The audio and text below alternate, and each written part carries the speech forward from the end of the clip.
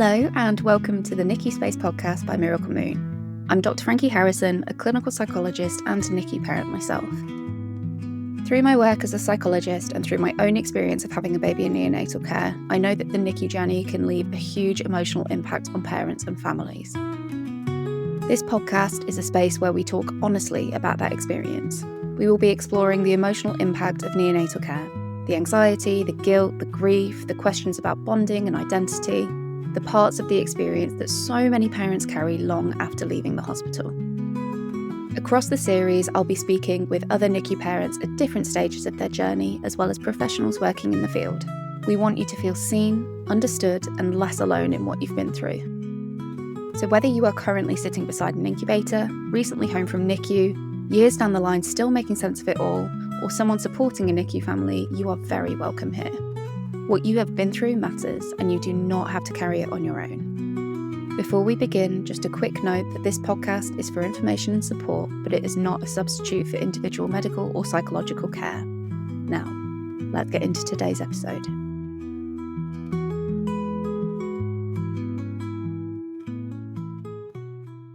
Hello and welcome to the NICU Space podcast. Today we are talking to Emily. So Emily is mum to Max, who was born 6 weeks early. And since that experience, Emily has gone on to write a children's book, which is aimed at siblings who are at home waiting for their siblings to come home from being in neonatal care. It's a really, really beautiful book. It's called Waiting for Max, and it's all about that experience of waiting for your child to come home, which I know that so many of us resonate with, that kind of waiting, bracing kind of feeling. We talk a lot about that kind of feeling of being in the NICU and feeling out of control, that feeling of waiting and of coming home and trying to make sense of the experience and trying to process it. We talk about how we talk to siblings, how we talk to our children about having gone through neonatal care. And we talk about how we can support our children at home, our siblings, to be able to make sense of the experience of neonatal care through creativity, through connection, different ways that we can have conversations about neonatal care as well. So this is a really great episode if anyone has siblings at home or if they're wanting to talk to their children as they grow older about the NICU experience as well. I've put a link to Emily's book below so that you can order that now. It's a really beautiful children's book all about the experience of being in neonatal care. So yeah, go and check it out and let's dive into this episode. Let's talk to Emily. Hello, Emily. It is lovely to have you here with us. Thank you for coming on. Thank you for having me. I'm really excited to chat. Yeah, me too. So let's just dive straight in. Can you tell me a little bit about you, about your story, and about what's brought you here? Yes. So I live in Los Angeles. I have 2 kids. My son Max is almost 7, and my daughter Eva is 18 months. And when Max was born, he came 6 weeks ahead of schedule at 34 weeks. My pregnancy was fairly normal, except I had 2 episodes of bleeding that were kind of unexplained. I would get checked out right away and the heartbeat and everything was fine.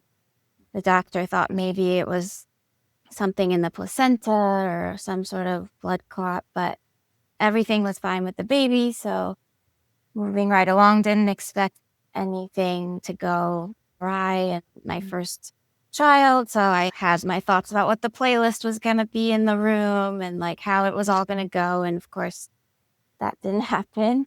One morning, I felt a little off. And actually, the night before, I had really long Braxton Hicks contraction. So I decided the next day to just stay home from work and call in sick and rest. And then I remember at around 9:30 in the morning, I went to use the bathroom and peed. And then I stood up and was still peeing, or so it felt like, because my water had broken. Right. And so my husband rushed home and took me to the hospital, and I was told I'm not leaving without having my baby. Gosh, how did that feel in that moment? Very terrifying. I remember calling my parents on the drive to the hospital, crying, "You need to come." And I didn't know what was going to happen. I didn't know many people who had had babies that early. And so I really didn't know what to expect or how scary or anything really. And I think, a little bit naive because when the nurse said to me, "You're not leaving without having your baby," I'm like, "Oh, okay, like this is happening soon." Mm. Mm. And they said they wanted to try to keep him in for 48 hours to get some steroid shots for his lungs, which didn't happen that long, but I can keep explaining the timeline. And Yeah. basically, in the labor, his heart rate dropped a couple times. They were able to get it back up. But then there was a third time where they didn't seem to be able to get it back up. And so I was rushed into an OR for an emergency C-section.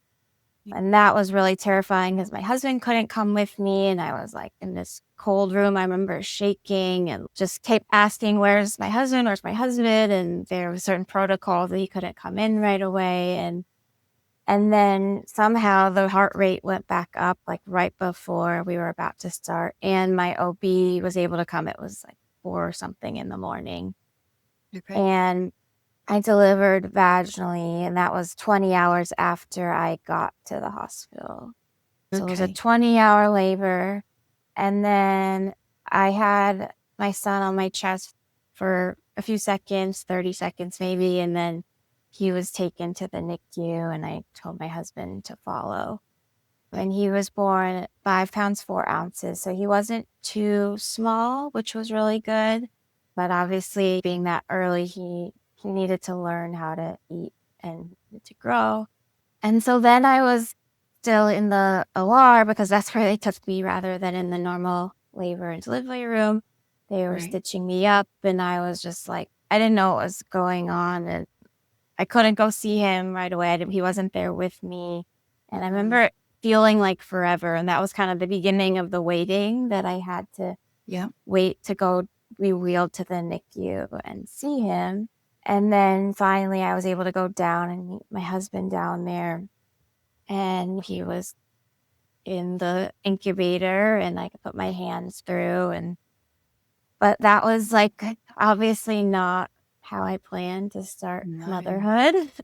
No, it's not how any And of us plan it. Did you know anything about neonatal care or anything before going into no, it? I No. remember during labor before I was like really actively pushing, one of the doctors from the NICU at the hospital came in and spoke to us and explained, because he's 6 weeks early, he will be going to the NICU. We don't know how long or what will come up, but that's where you'll be at least for a little bit of Yeah. time. And so, yeah, that was all new to me. I had a couple friends who I knew had been in the NICU, but I hadn't really talked in depth about it with them. They weren't my best friends. So I knew about it, but very, very little, which is surprising because now when I talk to people, everyone seems to have a connection. 1 in 10 babies go to the NICU, as you know. And so everyone's connected, whether it's their baby or their nephew or their friend's baby. And so I did Absolutely. have that connection, but not a super close one. So from there, Max, well, he didn't have a name for 2 days because we weren't ready. His nursery wasn't set up. Nothing was done. But his name is Max now. And Yeah. he was there for 16 days, mostly feeding and growing, like I mentioned, but he also had a heart condition come up called SVT, which basically his heart rate would increase rapidly out of nowhere. And so that was something that had to be taken care of and observed for 5 extra days. Yeah. And so they always say in the NICU, it's 2 steps forward, 1 step back. And that's definitely how it felt the whole Yeah. time.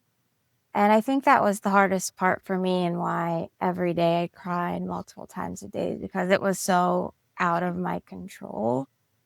As Mm. a new mom, you expect to be kind of the one taking care of your baby. And obviously, you can't control what a baby does, but in control of their feedings and their sleeping and trying to do things in a way you would like to do them. And obviously, in the NICU, it's up to the nurses and doctors and his care Yeah. team. Yeah. And What, so, how okay. did you manage that? So how did you manage the kind of out of control feeling? What do you feel like, what helped you with that? Did anything help? Yeah, I think one thing I did that felt like I could be in control and also felt normal in a sea of things that weren't normal, like something I would have done as a new parent wherever I was read books to him. So every Okay. day we would bring a different book to read. We got a lot of books as gifts. And so we would read a different book every day and like either through the isolate or holding him skin to skin after he ate. And that was a really great way to connect for us. And I know it's very good for the babies as well. And so that experience really stuck with me of like how important reading is for everyone involved. And that's part of what inspired me to write a book about the Yeah. experience as well. And I Um, guess you've used that language around waiting, yeah. right? And that's the title of your book. So what about that kind of that term, that waiting? How does that resonate for you? Why does that feel like it comes? Yeah, the whole 16 days was a wait, and it Yeah. feels like I don't have to explain it to you or any of your listeners, but it felt like forever. And Yeah. one day felt like forever. 16 days feels like forever. And I know months and months that some babies have to stay there really feels like forever. And you have no way of deciding when that wait is over. It's really up to how the baby is doing and what they're capable of and what the care team decides is what they're ready for or not.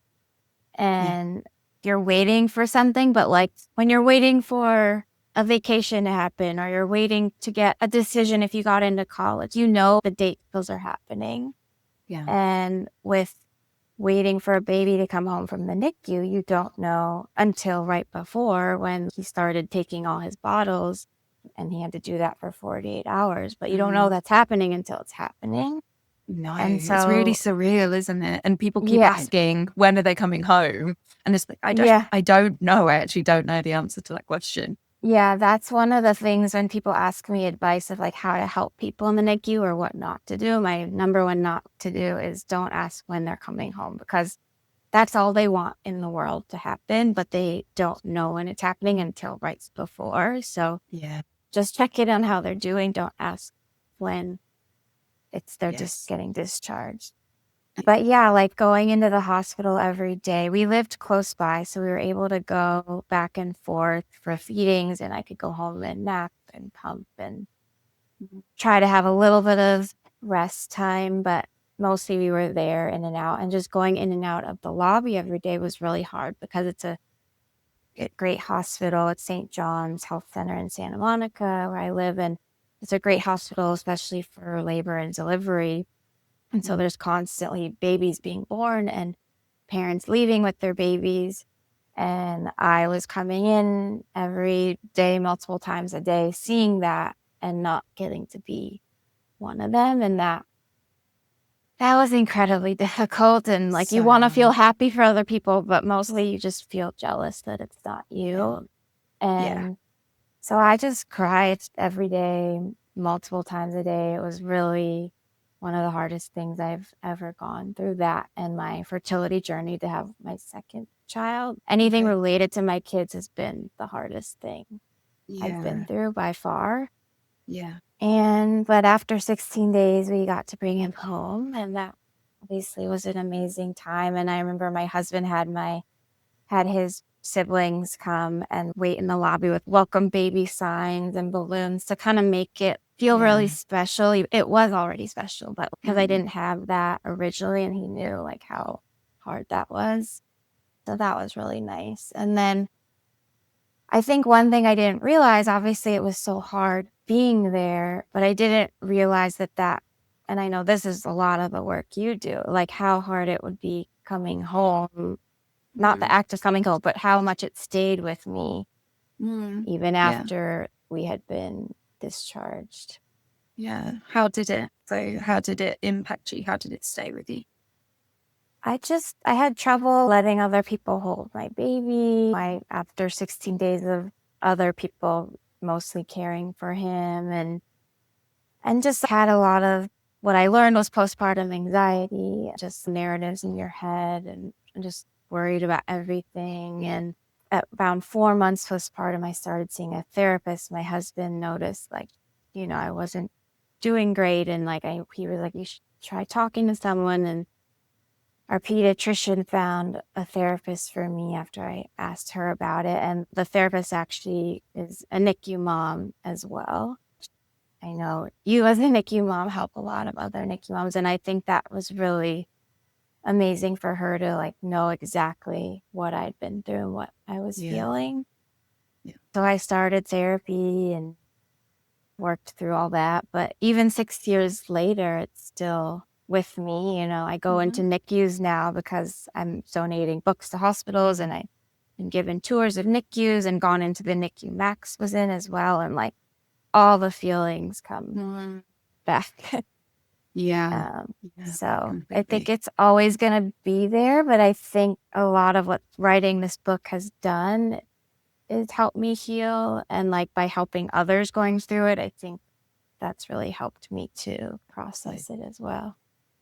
I think there's something about this community, about being a NICU parent, that people so often want to close that circle and give back or support other parents who are in there now in some kind of way. I think that that's something that is really powerful about the community and in that kind of healing from the experience as well. So can you talk me through a little bit about the decision making about writing a children's book? So how did it come about for you?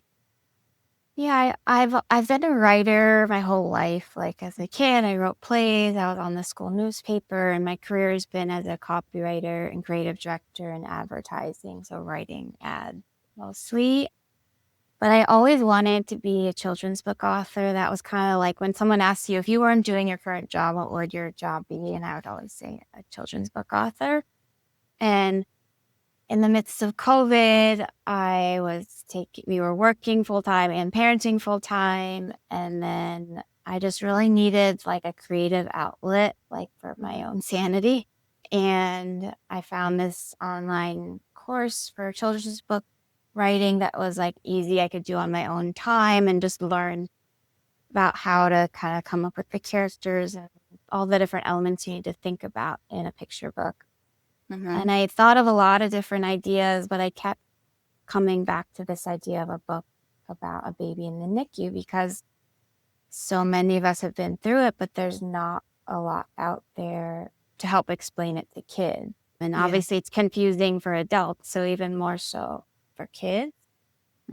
And so I started writing the book, and at first it was from the baby's perspective because he was my first. So that was kind of my perspective from my own life.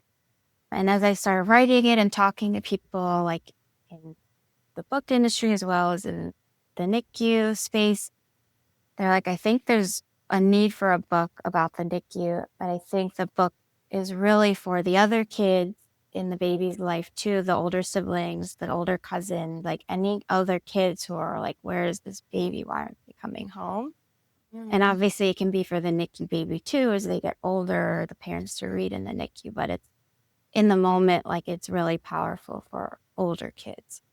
And so I took the story I'd originally wrote and kind of reworked it to be from the perspective of an older sister waiting for her baby brother, Max. And it basically channels all the feelings I had as a mom of waiting and desperately wanting him to come home, but from that child perspective.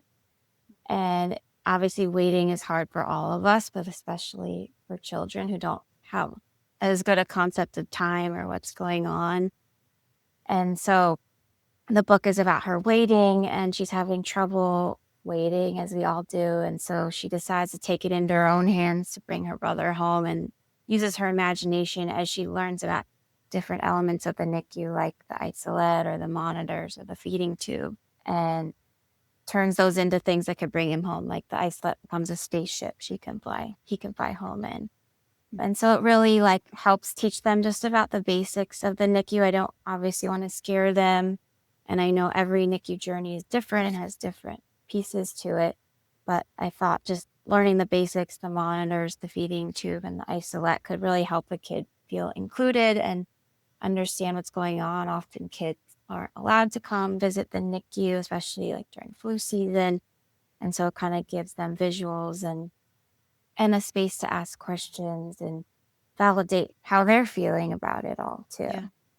Yeah, completely. And I think that's what I loved about it. I loved the kind of imagination of the child within it. And I loved the way that you spoke about the different things that a child may see that would have kind of questions about. But I think when you meet a younger child who's trying to make sense of all of this happening, the way that you've done it is kind of spot on to how a Thank child you. would be making sense of it in that kind of imaginative way as well. Did you talk to families who had children at home, siblings at home? Did you know that the NICU Space is more than just this podcast? We also run an online community created specifically for NICU parents, whether your baby is currently in neonatal care or your NICU experience happened months or even years ago. Inside the community, you'll find specialist guidance from professionals who understand NICU, resources and coping tools to help with the emotional impact, and most importantly, connection with other parents who really get it. For many parents, it becomes a place where they can finally talk about their NICU experience with people who understand without needing an explanation. If this sounds like something that would support you, you can find out more information in the show notes. Let's get back to the episode. Yeah, I guess I did talk to different NICU families, like as I was writing it, and I had the medical director at the NICU where Max was. He looked at the book and all the illustrations before it was printed and made sure every chord was correct. Because it's such a balance between medical accuracy and feeling warm and friendly for kids from the illustrations and the writing. So I was really happy to get his seal of approval on both fronts. And yeah, my editor actually is a NICU mom as well. So she obviously played a big role, and we had a lot of teary conversations over Zoom about our own experiences. And some of the illustrations are from reference photos of either Max or her son too. Okay. So it's really rooted in real experiences. And I've gotten a lot of feedback from families of how powerful it is for families that were in the NICU previously and say like, oh, how I wish this book existed when we were there. Or I've gotten notes from NICU professionals who are like, oh, I just shared this with this family. They have a 3-year-old son and he's read it 12 times. It's his favorite book. And that's why I wrote it, is to help families going through it and to feel seen and feel like they can talk about it with the kids in their lives, and as a way to cope with everything. In the book, she draws pictures of her ideas, and it kind of demonstrates how creativity can really help you process or cope with something difficult. And that's also a representation of me, because writing the book was part of how I processed and dealt with it all too. And so even people who haven't been through the NICU have commented on how like helpful it is to talk about waiting or talk about creativity. And so there are some universal themes as well in it. Yeah, completely. So that creativity for you, there was something that was healing about being able to get those words out, about being able to create something that was for other parents too. Yes. I think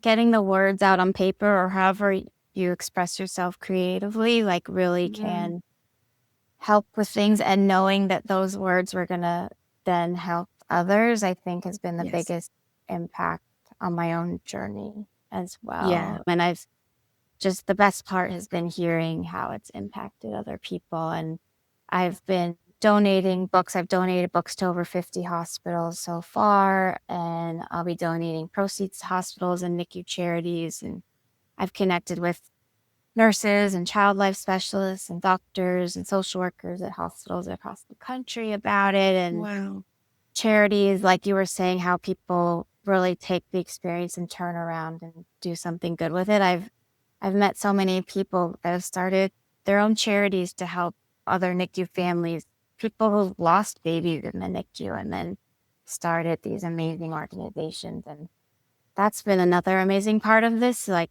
not related to the book, but just seeing the community that exists in people who've been through the NICU in different ways. And how they've taken that experience and done some good with it is really, it's just amazing to see and really inspiring. Yeah, absolutely. I agree with you. I think there's multiple parts to healing. So obviously I'm a big advocate for therapy, but I think what you said about doing things like therapy and the creativity or the writing or thinking about what Louise did within the book of drawing as a child, the connecting with the community and giving back in some kind of way, there's so many elements to that. So what felt different about writing the book or being creative that felt different to talking about it or having the therapy? What about it felt helpful to you, doing that in a different way? Like the act of writing it? Yeah. Of creating it. What about it was there anything that surprised you that helped in the process of healing from the experience? It's a good question. I think writing in things that, especially like I personally went through, really helped because, for example, in the book, it was very important to me that the big sister had photos she could hold in her hand and not just see pictures on her parents' phones. Yeah. Because when Max was in the NICU, we would drive past the pharmacy on our way home, and one night, eerily, at like 11 p.m., I was like, can we go in and use one of their photo kiosks and print out some photos of Max? And we did that a couple of times. Like the reading books in the NICU, another new parent thing most of us would do, no matter what, is have photos of our newborn in our house. So ours had cords and a feeding tube, but I wanted those photos. And I think that helped me too, is having a little piece of him at home when he wasn't. And so getting to put that in the book as part of it was healing, because it was something that was healing to me in the moment when I went through it. And now maybe it could be an idea for other people to help with them too. So I think though the little details were probably the most powerful for me. Yeah, completely. I think what struck me with the thinking about having siblings at home, because I think that that's a really important conversation that often gets missed, is thinking about the impact of the experience on that child or children at home, but also for the parent as well, of having to split yourself between the two children. I really loved the idea about either having the photos or having the pictures that Louise was drawing as a way of connecting the two to each other. And I think parents talk about having things like, one of the things that I speak about is like the child at home choosing like a toy for the baby in the NICU, or like just having something that kind of connects between each other in some kind of way. Is that something that you've seen through having conversations with other people who kind of resonate with this book or who have had that experience? Yeah, definitely. I think I didn't have that experience but from what I've heard of people who have older siblings at home, that makes, obviously it's already a hard situation. It makes it that much harder because you want to be there for your kid, both kids or multiple, however many kids you have. And you can't always be there. You can't be in two places at once. And so that's what my hope for this book is. It makes that bridge, like you said, a little bit easier, because starting the conversation to tell a kid about what's going on with their sibling or their little cousin is really difficult when you're trying to explain this complex medical situation to a 4-year-old. It's very stressful, and the parent's already stressed by everything else going on. So that's what I hope is offers even just a few minutes of relief for the parent to connect the baby and their older child through this story by seeing another kid going through exactly or some version of what they're going through. To me, that is really important. Or if they walk into a library, there's not usually a book to help explain this, and now there can be. And whether it's a grandparent or a teacher or a parent, I think that is really important. And so that's a lot of why I wrote it too. I really believe in telling kids the truth at their level. I've always done that with Max, and I think that empowering them with the knowledge and giving them a safe space and starting point to ask questions. They'll see the feeding tube and it's explained in the book, but maybe they have follow-up questions, but they didn't even know to ask those questions before reading the book, and making them feel included through this story. Oh, I'm like Louise, like I'm going to draw pictures for my sibling, or maybe I'm not into drawing, but I like acting things out with my stuffies, or I'm going to build the NICU with my blocks, or just sparking that connection, like you said. Yeah, completely. I think kids so often relate to books, don't they? Because it's just a different way of them being able to understand through play and creativity in that kind of way that sometimes maybe just a direct conversation can't quite do in the same kind of way. So having that to facilitate a conversation, allowing them to think about things in a slightly different way is really powerful. Yeah. Has Max read the book? Oh, yeah. He is like the Yeah. number one hype man. Oh, I love that. So I didn't read it to him until I had the sketches from the illustrator, because I wanted him to see pictures with it. They were black and white, but I just wanted him to have a visual with it. And he immediately was obsessed, and it's dedicated to him. And when I got the printed proof, it was right before his birthday, and like I got to go into his class, and he read a book, and he wanted me to read my book. And I just was at a book festival a couple of days ago in LA, and he was there like passing out bookmarks and getting people. He loves it. He's so like, how many kids have a book inspired by them? Not many. So yeah, he's like my biggest cheerleader at all the story times. And so that's been really great. And when we had our daughter, we had her via surrogate after a 3-year fertility journey.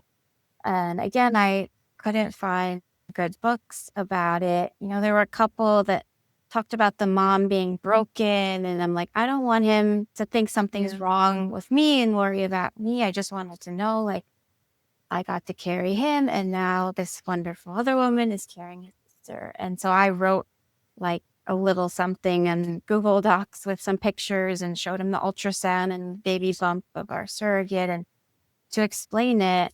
And he was very excited to have a sister. Kids, like, they're not like questioning how it all works. They're just like, oh, I get to be a brother. Amazing.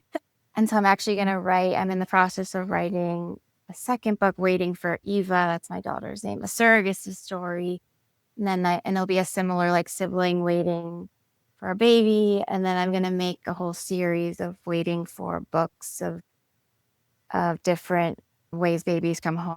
IVF, which we also obviously went through to do the surrogacy, and adoption. My niece is adopted. And again, another situation, I bought some adoption books for Max when we found out my brother-in-laws were adopting. And so, yeah, just trying to cover topics that aren't covered as much and help kids understand them and all these wonderful ways that babies come into our lives.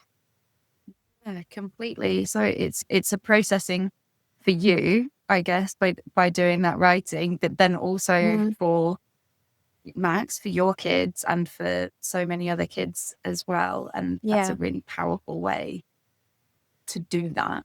Yeah. You have spoken to lots of different kind of people and libraries and hospitals. What is the kind of general sense? How do you feel like it has been received?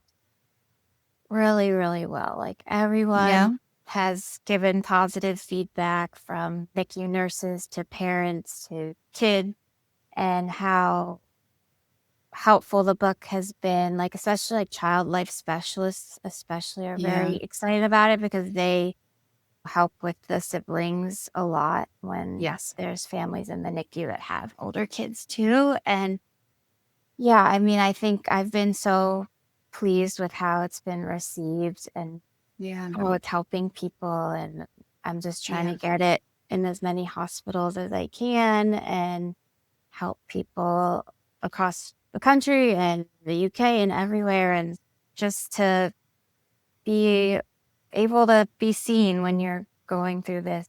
And yeah, I'm just so like I feel it's very rewarding to see the feedback I've been getting just through DMs on Instagram to calling hospitals and then like, oh, I heard about this book and it's amazing. And yeah, Oh, that's so so it's been nice. wonderful. Therapists, all different types of providers, NICU doulas, like, oh, Yeah, it's love so, it. Yeah, so needed. So needed. thank And you. just going back a little bit to Max, do Yeah. you feel like it has allowed him to ask different questions about his experience of being in neonatal care? Because through my experience, and this is something that I've spoken about, like talking to your own child about their NICU experience can sometimes feel quite hard to do. Yeah. Like at what kind of age you pitch it to, how much information do you give? Sometimes it's quite emotional for the parent. Did that help kind of facilitate the conversation about his, actually is his story, but his Yeah. experience of being in NICU? Definitely. I would say we Yeah. didn't talk about it a ton with him before the book. I mean, he was, I think, just turned 5 or maybe even 4 still. Like when I first started reading the book, he was a year and a half. Yeah. But yeah, he really understands it and is kind of proud of it that he had this special Yeah. beginning. And we had a friend who had his friend's younger sister was in the NICU and he easily understood what that meant. And I think there's a bit of pride of his unique story. And yeah, I think he gets it and he's excited to hear about it. And it's not scary to him, I think, as a result too. And our daughter was born at the same hospital he was born at. And it was actually the day before they had a NICU reunion. They have one every 2 years, like around Halloween, a little carnival for the kids and families. And so he came to meet his sister the day after she was born. And then I took him down to this little carnival in the hospital.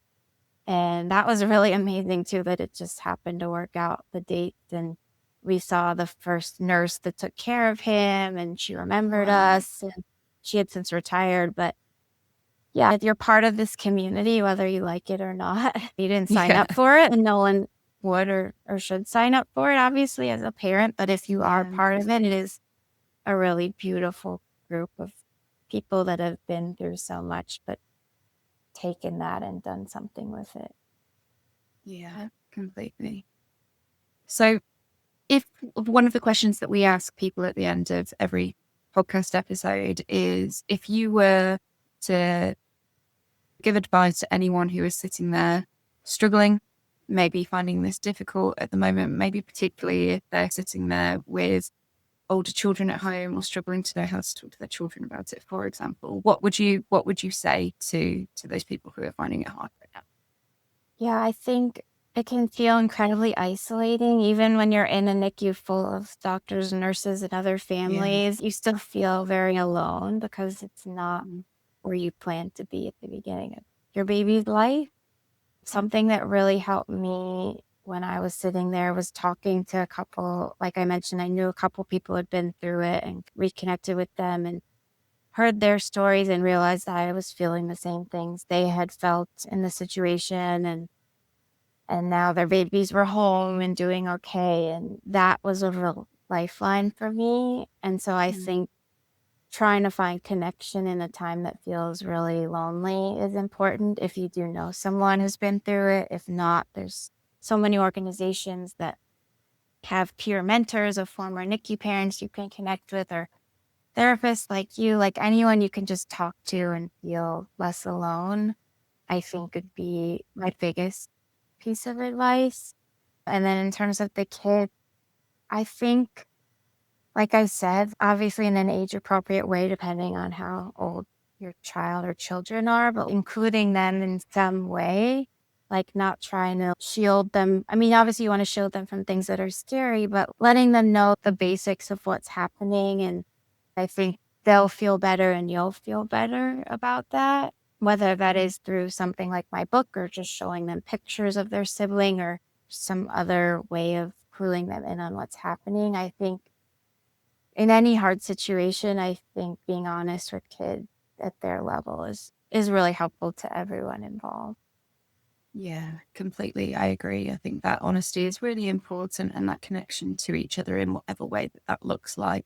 And it might be through books, it might be through drawings, it might be through a toy, it might be through taking videos, or, there's loads of different Yeah. ways that you can connect the Mm-hmm. two. So thank you so much for writing this book. I will put a link to it in the show notes so that people can go and access it for themselves. Thank you. And then you're also on Instagram as well, Yes, right? I'm on Instagram at Emily Rosen Creative. If you want to find me there, and feel free to DM if you want to chat. I love connecting with people in the NICU community. And I am on TikTok too, if you're there, at emily.rosen.creative, which is a newer thing for me, but I am there. Okay. All right. Wonderful. Lovely. Well, thank you so much for joining us today. And yeah, we'll be pointing people in your direction. So Thank you for having me. All right. Take care. Bye.